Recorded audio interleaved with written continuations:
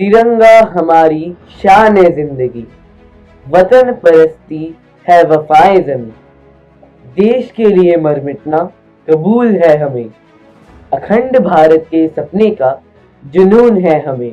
नमस्ते, मैं अभिषेक शर्मा, कक्षा 9वीं, केंद्रीय विद्यालय पिकेट, हैदराबाद। आज मैं आपके सामने परम वीर चक्र विजेता वीर अब्दुल हमीद बनकर आया हूँ।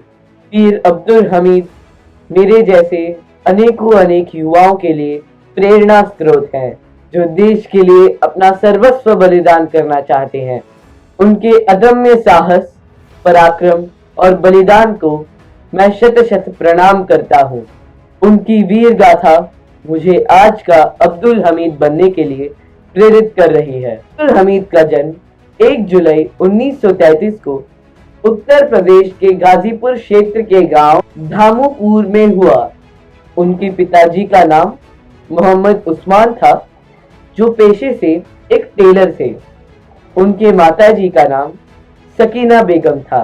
उनको 4 भाई और 2 बहनें भी थी। अब्दुल हमीद के पिताजी चाहते थे कि वो कपड़े सिलने के काम में उनकी मदद करें।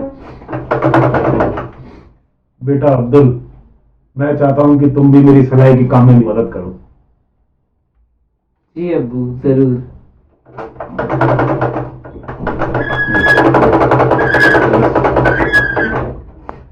पर अब्बू, मैं बस ये काम आपके लिए कर रहा हूँ, लेकिन इसमें मेरा मन नहीं लगता। मुझे फौज में जाना है और अपने देश की सेवा करनी है। मैं ये काम ज्यादा वक्त तक नहीं कर पाऊंगा।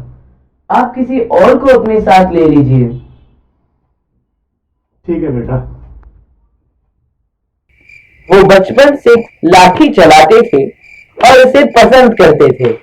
रात को जब पूरा गांव सो जाता था, तो अब्दुल हमीद लाठी चलाने की शिक्षा लेते थे।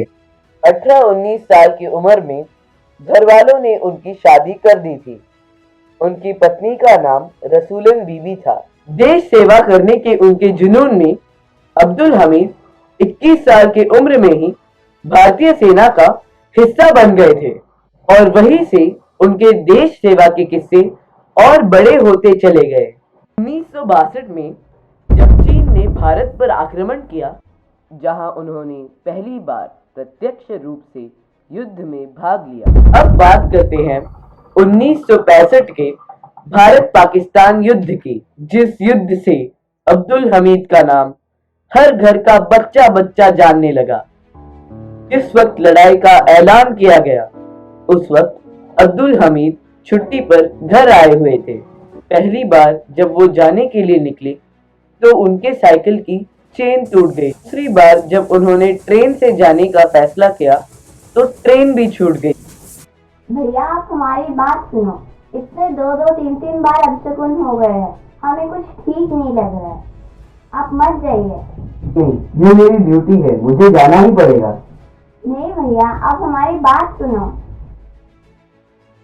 वो अपने ड्यूटी पर तैनात हो गए। 1965 में 250 से ज्यादा पाकिस्तानी टैंक और 10,000 से ज्यादा सैनिक भारत में घुस आए थे। पंजाब में खेमकरन की तरफ बढ़े। भारत की 4th माउंटेन डिवीजन तैनात की गई। सिपाहियों की रेजिमेंट 4th ग्रेनेडियर्स भी इस डिवीजन की हिस्सा थी।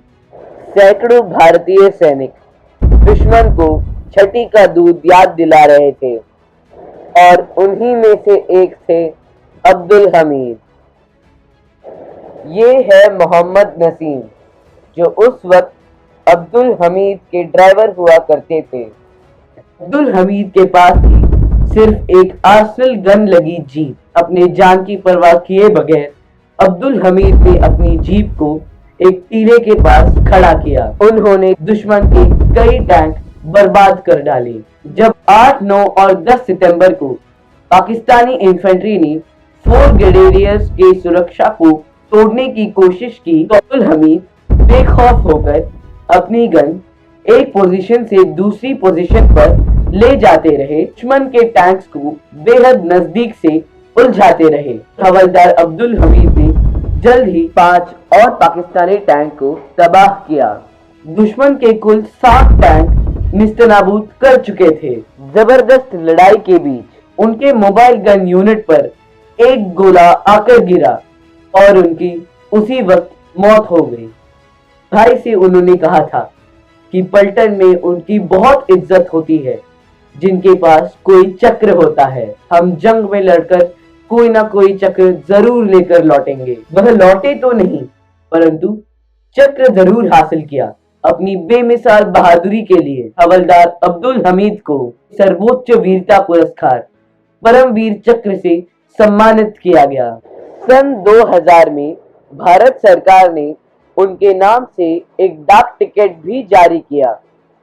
वीर अब्दुल हमीद की मजार है। ये केवल चीर निद्रा में लीन नहीं है कि एक ऐसे प्रतिमान है जो मेरे जैसे सारे लोगों को हमेशा प्रेरणा देते रहेंगे। मुझे नाज है हिंदुस्तान के सैनिकों पर, मुझे नाज है अपने देश पर। जय हिंद, जय भारत। मैं हूं आज का अब्दुल हमीद।